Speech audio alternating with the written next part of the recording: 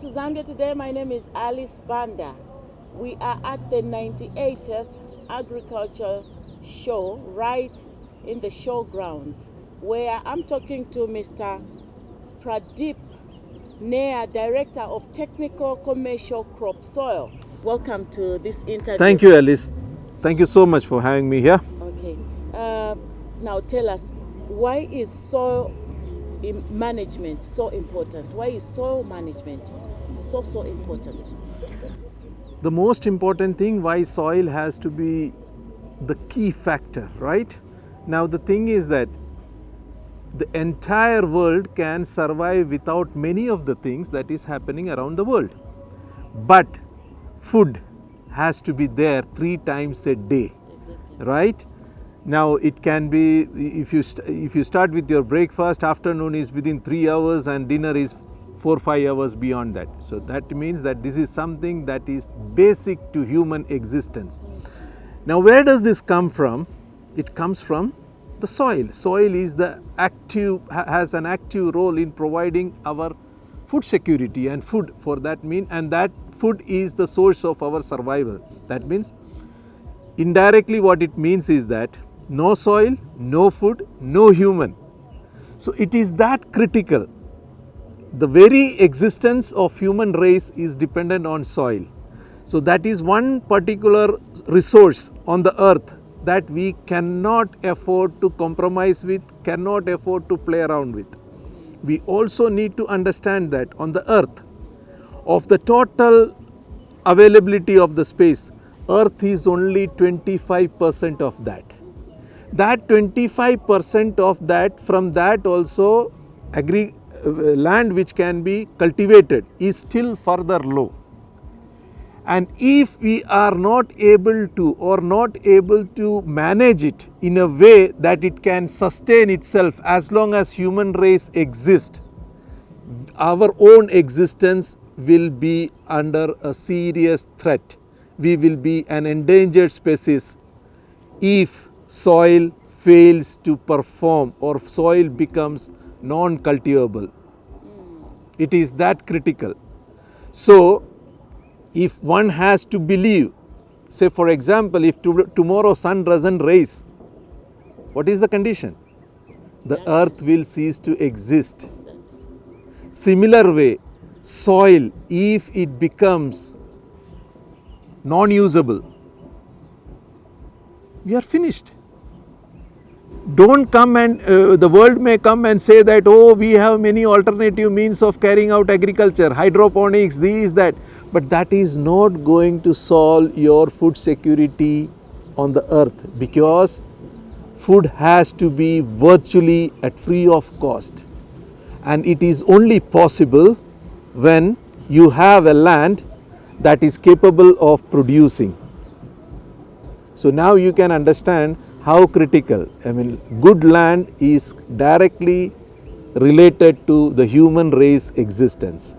So now, how is soil management linked to soil fertility and food security, as well as food security at household level as well as national level?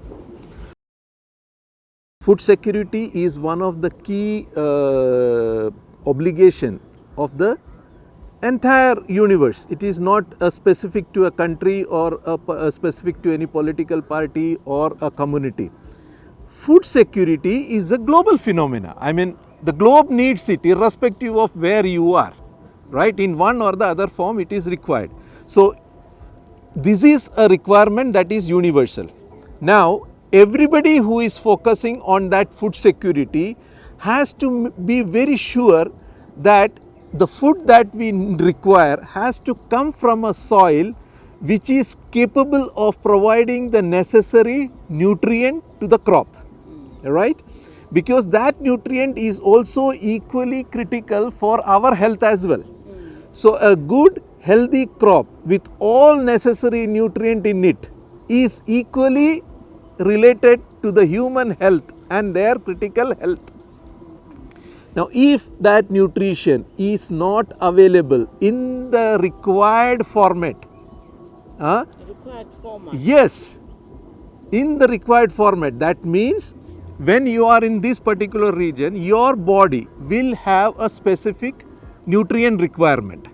Now that nutrient requirement is directly provided by nature through soil, through water, through the atmosphere. Now why I did not come with the crop?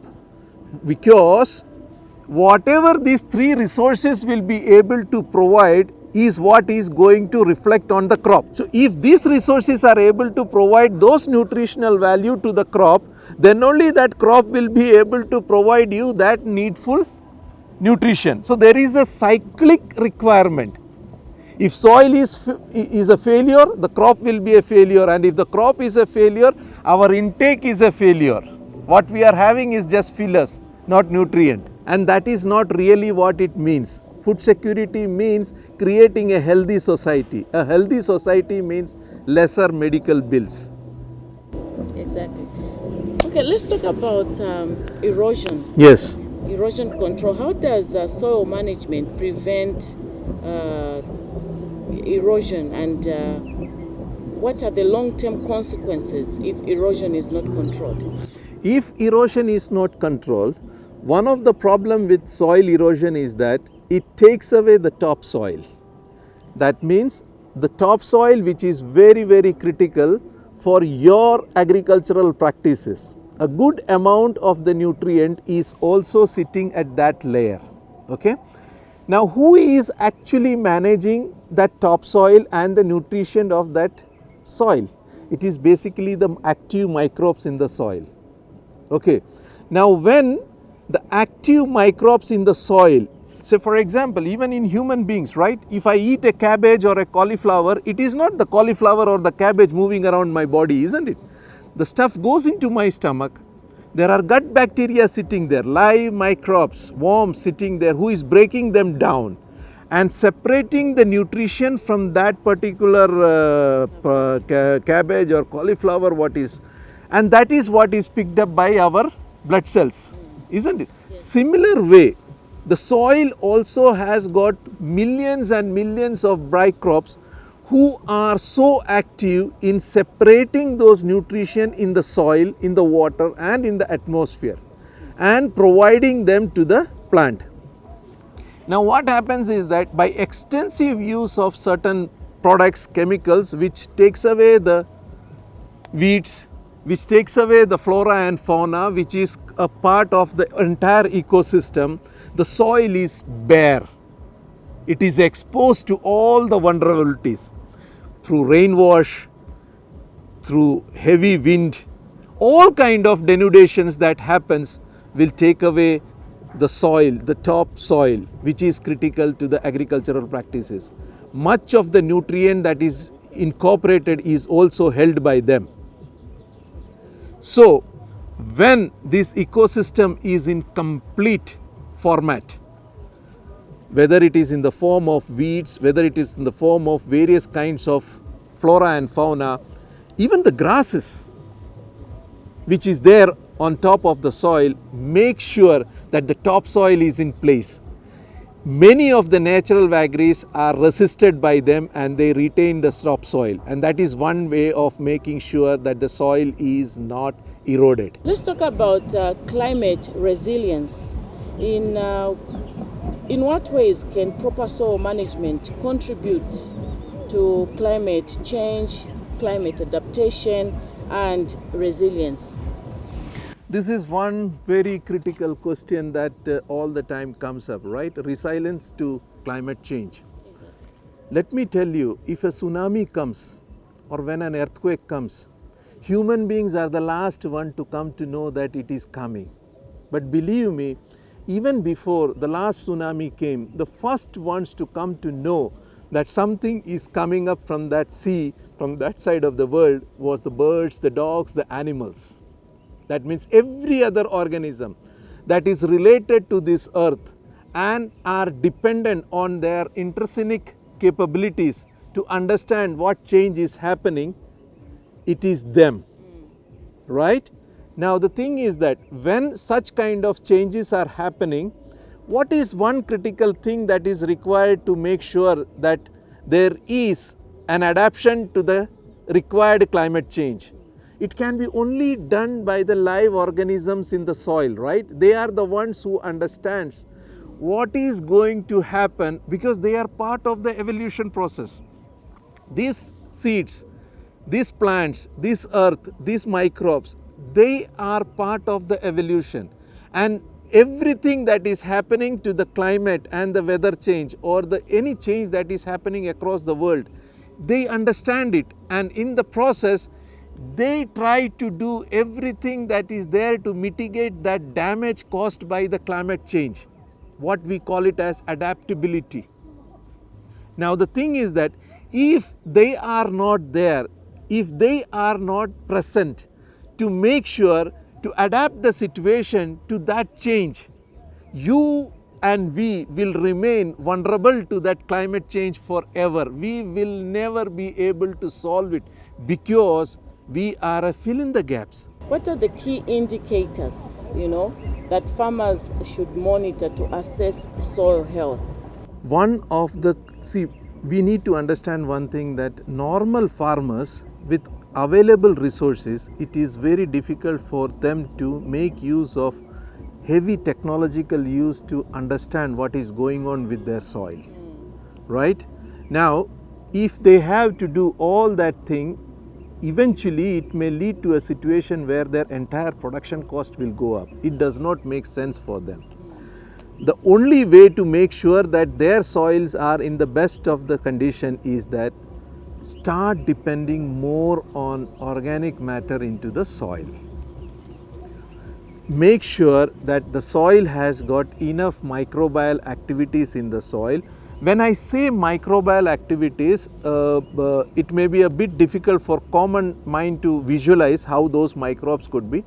I can give you, for example, earthworms, right? Why do you see a situation where modern agriculture has got virtually made sure that the earthworms are not there in the soil? They are friends and partners of the farmers. So when they see that these kind of indications, these kind of microbial activities, organisms are existing in their soil, it gives a clear idea that their soil is healthy, and that's the reason why these activities are so much flourishing there. Devoid of those organisms, it's a clear indication that the soil is dead. Say for example, where there is lesser inhabitation, you will obviously see lesser population there, isn't it? Exactly, like a desert. Yes. Why people are not there? Because what is required for their day-to-day consumption is not available. Similarly, soil which is devoid of all that organic matter and all that natural elements which sustains those microbes is a direct indication that the soil is fertile. It has got all the nutritional values which makes these microbes survive. So the farmers, for very simple reason, needs to make sure that all those microbes which are part and parcel of a healthy soil exist, and that is a direct indication without spending a single penny that his soil is healthy.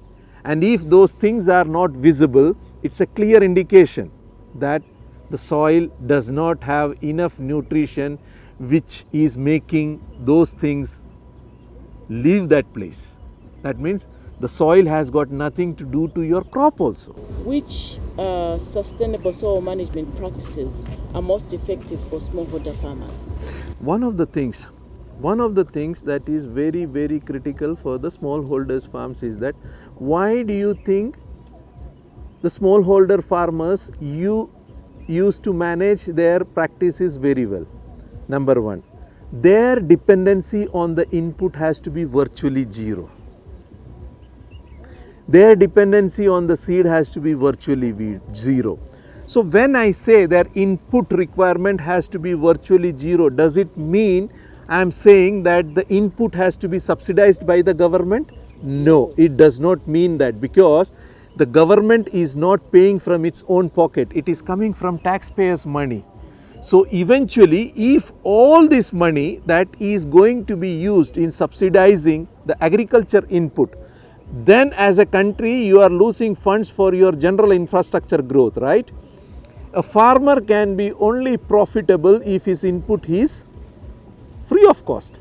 Now where does that free of cost input comes from? Through his internal resources, right? He has to make sure that everything that is there as a farmyard, backyard, farmyard manure, supported by active microbial activities in the soil. That means the input is not a, I'm not something that did not exist. If you go back to your olden days, you must have noticed that your grandparents used to bring all the farmyard manure and used to push it into the farmyard land, isn't it? Exactly. When the rain was ready to come, they will work on it and they will simply go and sow the seeds which they had kept from the last year's harvest. Exactly. Labor he is doing by himself. That means input free, seeds free, labor he himself and his family is doing it. So when you are putting into zero input, even if there has been a problem, okay, you will still get something which will sustain you, but then you are not in against the debt. Today what is happening is that the farmer is going and buying everything, starting from fertilizer, starting from labor, starting from seeds. Now what it means is that even before his harvest is coming, he has created a debt. When his harvest comes, that money is only enough to pay off that debt. And this is where the farmer is left with nothing. So what I mean to say is that large scale farmers is a different scale, but small scale farmers, they need to go back to the conventional method of agriculture so that they are less dependent on paid inputs. They should go back to the school and get all that knowledge that can make them sustain through the available resources for which he need not pay for it. Okay, as we are drawing close to the end of our program, are there any new technologies or innovations that are transforming soil management today? The modern technology is actually taking a U-turn towards conventional method of agriculture, and the whole documentary preaches that how we should take a U-turn from all the industrial form of agriculture practice and go back to the natural way of doing agriculture. Go for products like crop sol, which encourages the migration of microbes into your land. Start working on your land, start mining the nutrient, encourage more nutrient into the soil. I will only serve you what you want. So there is that mother and child relationship when it comes to microbes and the plants. And that's the reason why we call it as Mother Nature. Yes. Because mother knows what exactly her children needs, isn't it? So these microbes are like the hands of that mother who is making everything for her children, and that is the crop standing over it, and the human society that we are there, right? So these microbes play a major role in mining out those minerals from the water, and even mining out those minerals from the atmosphere and sequestering them into the soil so that the plant gets everything that they need. Now the question is that if that is the case, then how is that the microbes are surviving? Because there is a symbiotic relationship between these microbes and this plant. So for all the nutritions this microbe gives to the plant gives sugar to the microbes. There is originally a concept of barter system. I give you something that I don't have, you give me something what I don't have. In the process, they maintain that symbiotic relationship and they never waste. While they are alive, they will be also producing a lot of nutrient. What that they do is that they will go and build the soil SOC, that is soil organic carbon. Once the SOC keeps building into that soil remains rich and they are ready to accept new set of seeds for new growth. It never leaches out. It never percolates down. It's there. And that is how nature sustains the nutrition of the soil, the fertility of the soil. So, any challenges in this? Do you have any challenges in this crop soil? Crop soil doesn't have a challenge. But when we go to the fields which has been extensively exploited by chemical based fertilizers and chemical based inputs, the soil has depleted to such a level that bringing back to its, you see, the thing is that I can bring a lot of lions from and put it into a jungle with lot of greenery. Exactly. But in few days they will die because they don't have anything to eat. The jungle may be green, but the lions don't eat the grass. Same way, the microbes also needs a lot of organic matter in the field, which is critical for their survival.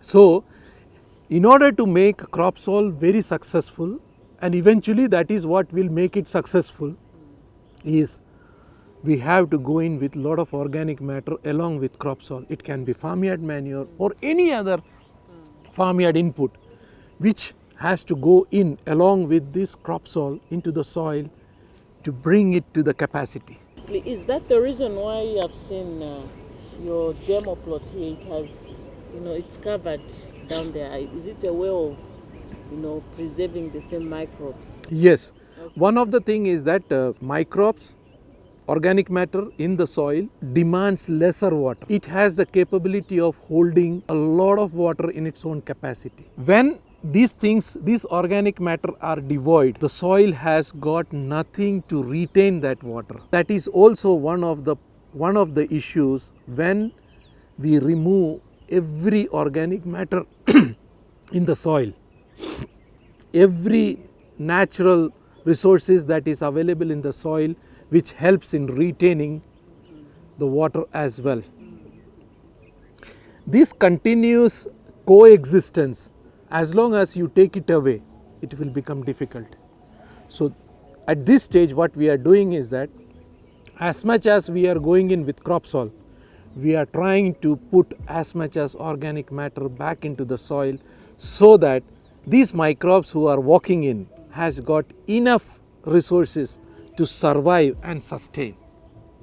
And once that happens, that is when the concept of regenerative agriculture comes to play the role. Regenerative means something that it can regenerate in its own capacity rather than depending on external intervention. I hope you learned one or two things: food security at household as well as national level. On behalf of the entire Zanis production team, my name is Alice Banda saying goodbye and God bless you.